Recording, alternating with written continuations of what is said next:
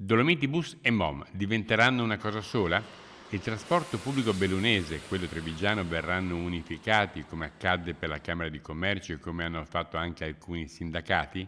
Questa sembrerebbe essere l'indicazione della Regione Veneto in discussione questa settimana e a cui si oppone il PD.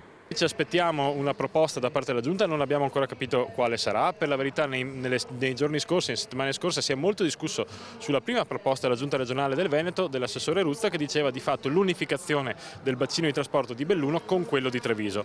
Per noi questa è una cosa assolutamente da scongiurare. Cosa accadrebbe del servizio di Dolomiti Bus se venisse integrato con quello di MOM? Gli utenti ne avrebbero un vantaggio o uno svantaggio? Unire il bacino di trasporto significa creare un'agenzia unica che gestisce il trasporto pubblico locale nel bellunese e nel trevigiano. Immaginatevi in un bacino così ampio quale sarà il peso politico di Belluno. Sarà ovviamente molto ridotto. Un passaggio che si ritiene potrebbe essere importante sarebbe l'adozione da parte della provincia di Belluno di un ordine del giorno che all'unanimità formalizzasse la contrarietà dell'ente all'ipotesi in oggetto. Se ci fosse un ordine del giorno congiunto votato da tutti che fortifica la posizione di contrarietà, penso possa essere una cosa positiva per tutti.